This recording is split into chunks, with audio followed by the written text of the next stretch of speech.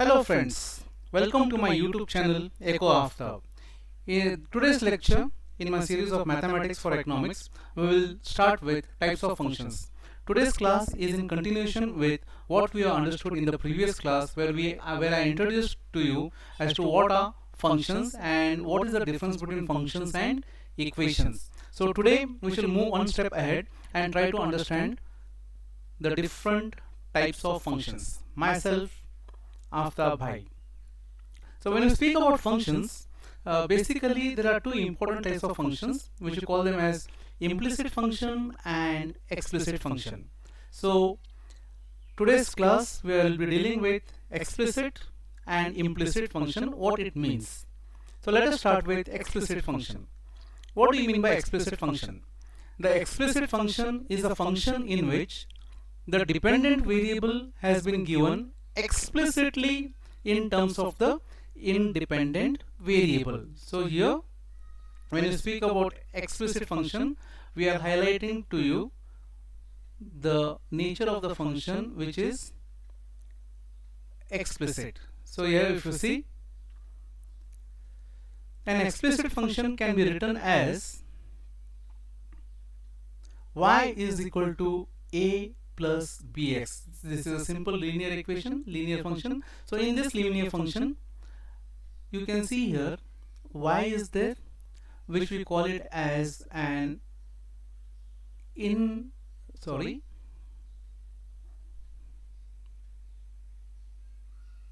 which we call it as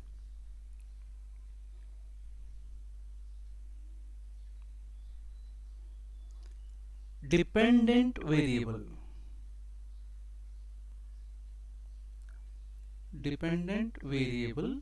And here x is our independent variable. So in this equation, in this function, clearly it can be seen, or you can say explicitly we can see as to which is the dependent variable and which is the independent variable. So here the function, explicit function, is a function in which the dependent variable has been given explicitly. So here clearly we can see that y is depending upon x. So such a function is called as explicit function. Same here, when you speak about quadratic equation, we are having y, which is our dependent variable, and x, which is our independent variable. Again here this is equal to sign clearly shows explicitly that y is depending upon x. Going ahead, here if you see here, y is equal to 5x minus 2. So here if you take any value for x, if you say x is equal to 2, what will we get? Y is equal to 5x minus 2, that is equal to 5 multiplied by 2 minus 2, that is 10 minus 2, that is equal to 8. So here in this case, when x is equal to y, we get to know that y is equal to 8. So if we go on giving different values for x, we will get different values of y. So such a function is called as explicit function. Y is equal to x plus 3, one more example of explicit function. Y is equal to 3x square plus 2x plus 5, another example of explicit function where it is clearly seen that y is depending upon x. So this is all about explicit function. Next is implicit function. What is implicit function? In implicit function, you can see the dependent variable has not been given explicitly in terms of the independent variable. So here the example for implicit function is, some examples of implicit function are such as x square plus y square minus 1 is equal to 0. In this situation, we don't know, out of this x and y, there are two variables x and y, but we cannot differentiate which is dependent variable and which is independent variable. So such functions are called as implicit function. But You can simplify such functions.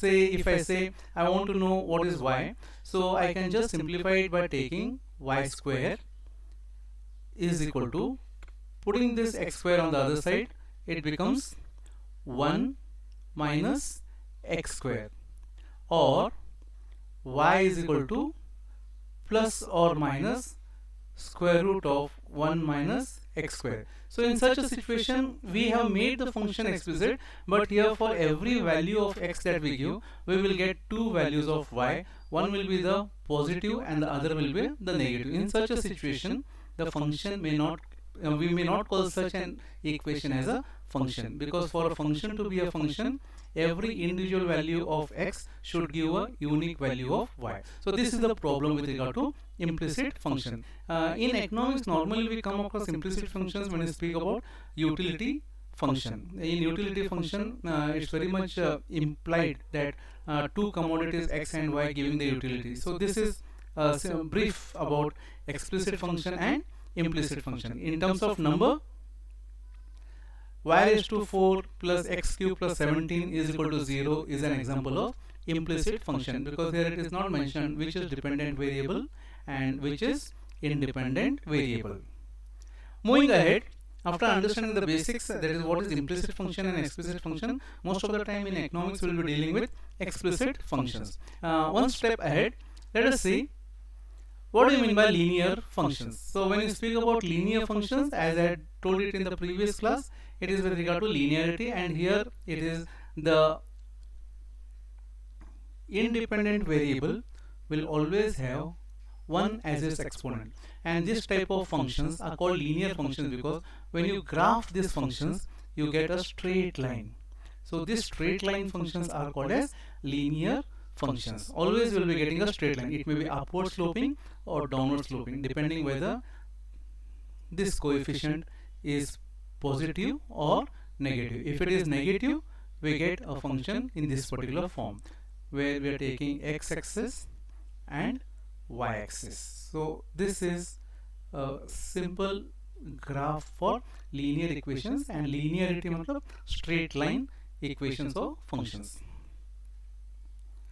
Example, f of x is equal to 7x minus 4. Now many times the students get confused with the concept this f of x. So friends, to make your matters easy, f of x is simply nothing but y.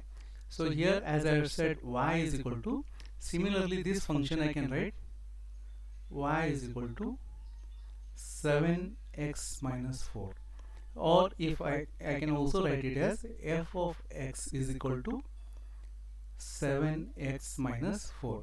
So what here it implies, if I am taking the value of x as 1, then what I will get. So it is something like this.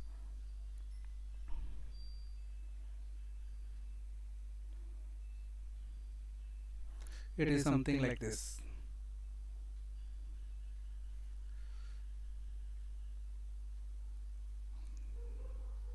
See here, I will be saying if x is equal to 1, then f of x is equal to 7 into 1 minus 4, that is 7 minus 4, that is equal to 3. So this x is equal to 1, because of that I am getting f of x is equal to 3, or I can also say if x is equal to 1, y is equal to 3. So f of x, it implies what is y. These are the two different ways of speaking about the same thing. You can say f of x, or you can say y is equal to.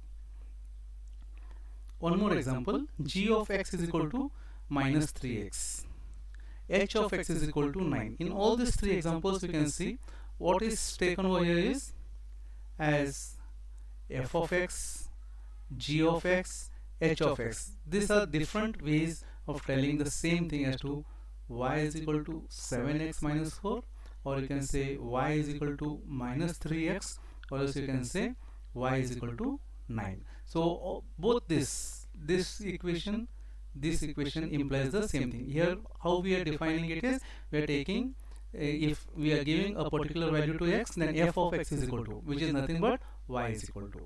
So most of the time in the books we will be referring to f of x. This becomes very important when we will be going into calculus, where we will be differentiating the things.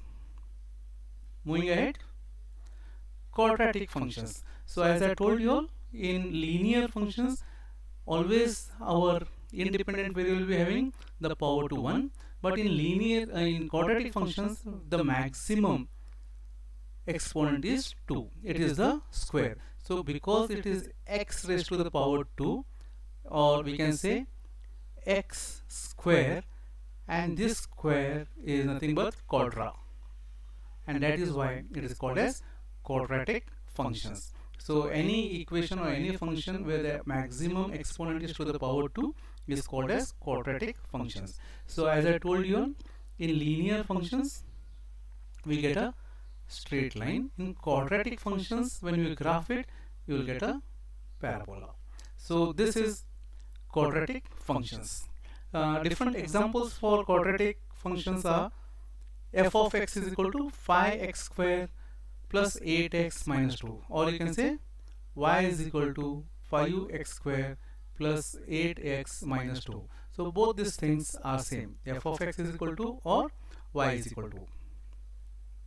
Or you can say g of x is equal to x square minus 6x, or else you can say h of x is equal to 7x square.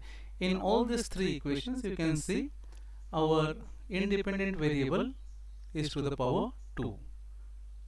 When it is to the power 2, it becomes our quadratic functions. Going ahead, polynomial functions. In the previous slide you saw, we were speaking about x to the power 1 is linear, x to the power 2 is quadratic. Similarly, x to the power 3 is cubic function. So any function where the exponents are having the value of more than 2, it becomes a cubic function, or if it is more than 3, it becomes a polynomial function. So here you can see this is an example of polynomial function, or also you can say a cubic function. Why am I telling cubic function? The reason is this is x to the power 3, or else I can call it as x cube, and that is the reason it is a cubic function. Because it is more than 2, this value can be anything. It can be 3 cubic function, it can be 4, it can be 5, it can be 6. So any value. So because the value is more than 2, we call it as polynomial functions. You can see the example. F of x is equal to 4x cube plus 2x square plus 9x. So here we are having the cubic function. I can write this as I told you, y is equal to 4x cube plus 2x square plus 9x minus 4. Next is g of x is equal to 2x raised to 5. So as I told you, the value of x, if it is more than 2, here it is x raised to 5. Because it is more, we call it as polynomial functions. Another in this situation you can see, I can also say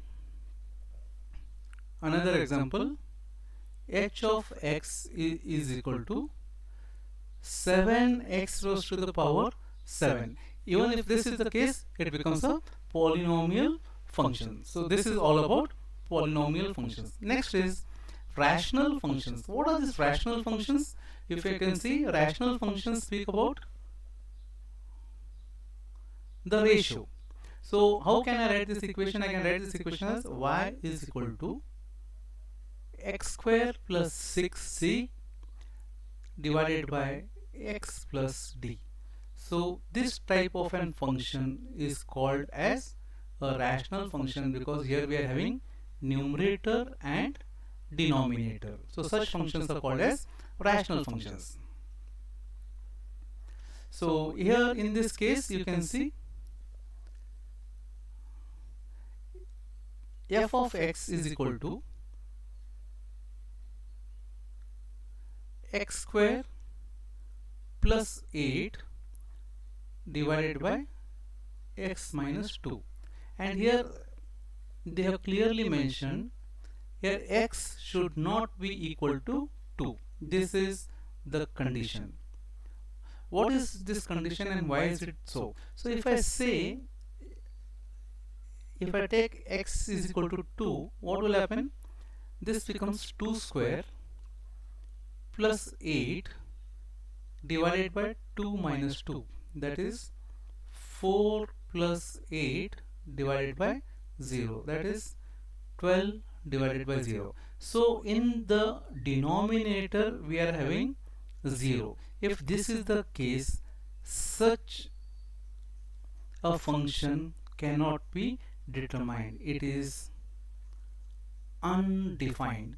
So if the function has to exist, then it should be clearly defined. So 12 divided by 0 is undefined. So because of that, the condition that is given is where x should not be equal to 2. So here our domain means what all values we can take for x.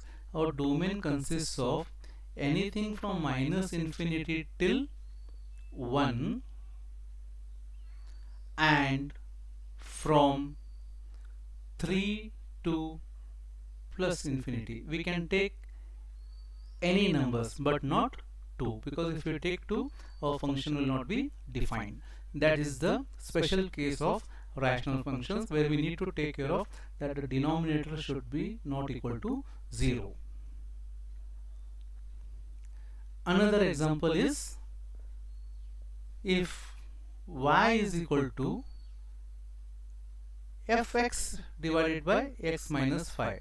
So if you take x as 5, then this will become 0. So that is the reason they say where x should not be equal to 5. So it can be anything except 5. So if I say f of 6, so what will happen? F multiplied by 5 multiplied by 6, the whole divided by 6 minus 5, so it becomes 30. So if x is 6, the value of y is 30. So this is clearly defined as to what will be the function if we take the value of x as 6. It is clearly defined that y will be 30. But in the previous case, as you saw, here also if I take x as 5, 5 by 5 divided by 5 minus 5. If I take f of 5 is equal to, so this will be 25 divided by 0. Again, it is not defined, it is undefined, and this is the reason we cannot say x should be not equal to 5. We cannot say x should be equal to 5. The condition is x should not be equal to 5. This is specialty of rational functions. You may ask me where these functions will be useful. This type of functions will be useful when we will be dealing with differentiation. While differentiating, we need to know what is the domain of the function and whether the function is defined or not defined. It will further help us in understanding whether the function is continuous, whether the limits exist or no. All these things we will be understanding when we start with the calculus part of economics. But as of now, this is all about rational functions. Then the next comes is power function. Very simple to understand. Here we are having our independent variable is having an exponent. So when the exponent is there, it is called as power function. So here x is equal to y is equal to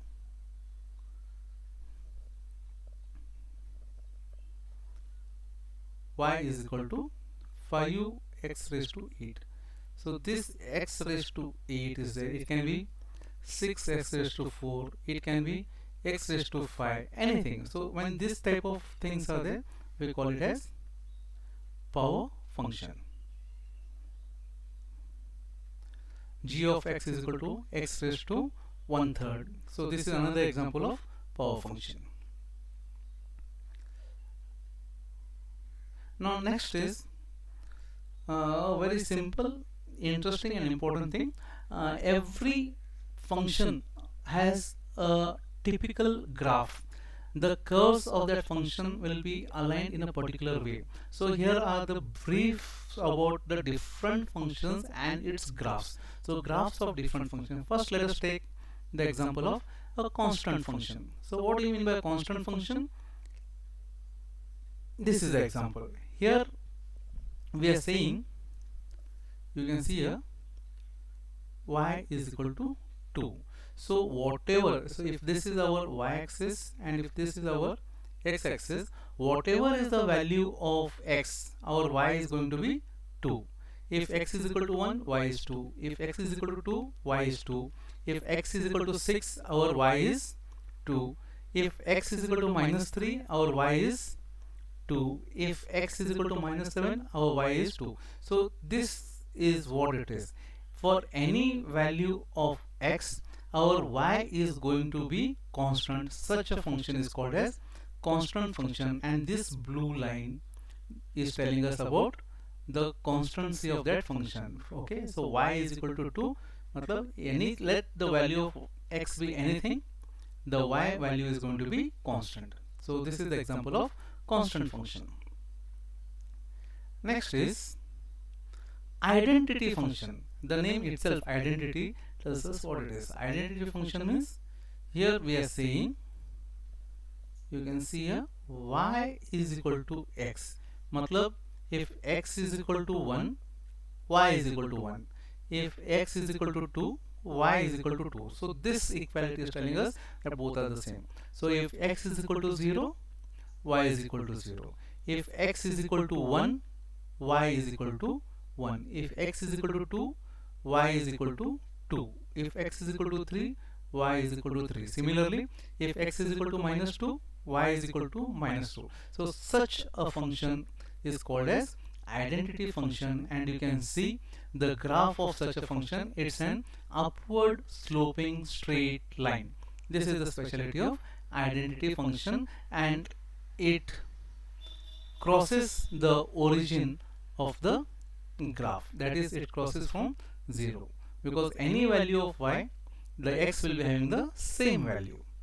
This is about identity function.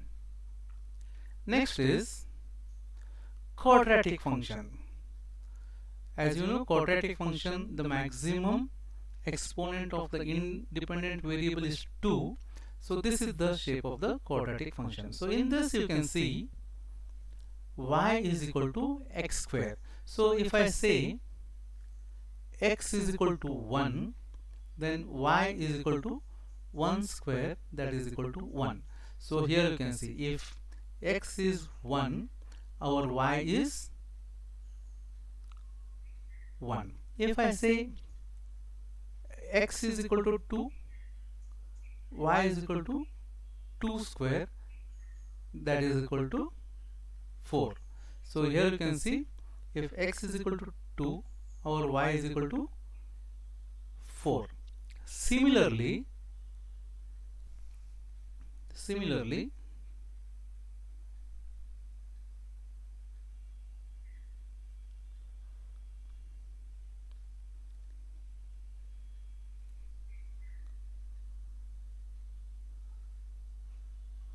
if I say x is equal to minus 1, y is equal to minus 1 square, and that is equal to 1. So see here, if x is minus 1, y is plus 1. If x is equal to minus 2, y is equal to minus 2 the whole square, that is equal to 4. So if x is equal to 2, y is equal to 4. So the speciality of this type of function is what you can see here. For the value of x is equal to 1, we are getting y is equal to 1. For the value of x is equal to minus 1, again we are getting y is equal to 1. So this is the reason we are getting a parabola of this particular type. Here, this type of functions are called as even functions because they are symmetric to one another. So for any negative value of x or positive value of x, we will be getting the same value of y.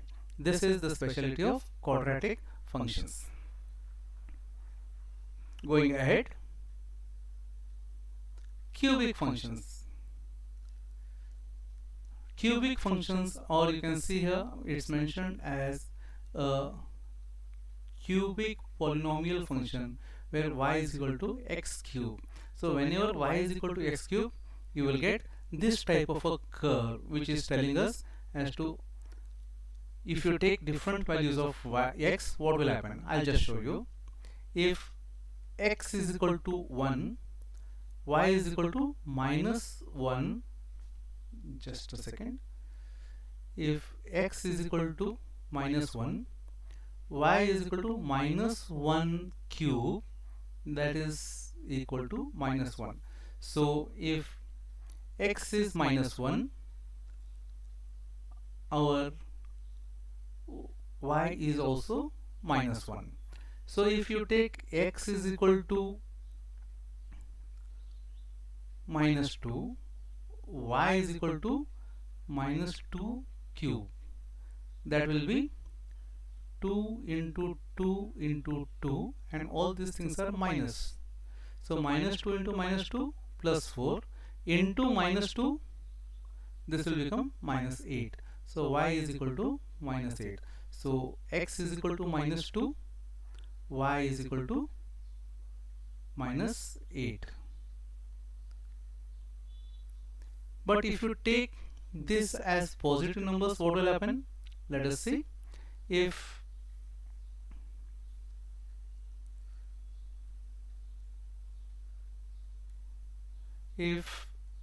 x is equal to plus 1, y is equal to 1 cube, and that is equal to 1. So here again, if x is equal to 1, we are getting y is equal to 1.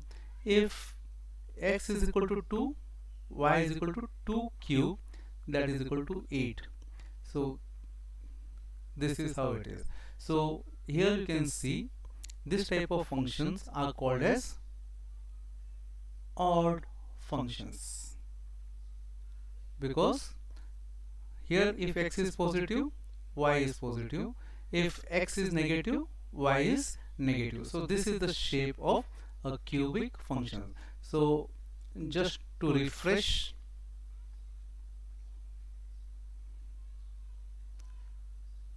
I can say linear function, I can say quadratic function, and this becomes our cubic function. So here x to the power 1, x to the power 2, x to the power 3. So these are the different types of functions: linear, quadratic, and cubic. Let us see further other few examples of different types of functions. Reciprocal function. So this will be the graph for a reciprocal function. That is, if I say y is equal to 1 upon x. So this type of functions are telling us that this will be a vertical asymptote, and this will be also the vertical thing. So this is an example if our function is a reciprocal function. Another example,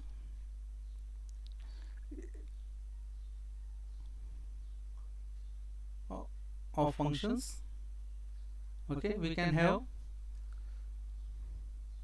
functions such as y is equal to x raised to minus 3, or else we can have y is equal to 1 upon x raised to minus 2. So these are the different forms of functions for which there will be different forms of the graph. So with this I end my today's lecture. So what we have to take away from this lecture is that functions are there are different types of functions. For us, what is important is linear function, quadratic function, and to some extent cubic function. So with this, friends, I end my today's class about different types of function, implicit function and explicit function, and the graphs of different types of function.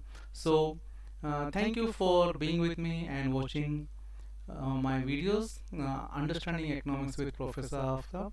Once again, thanks for watching this video, and till my next video, please take care. Tata, bye bye.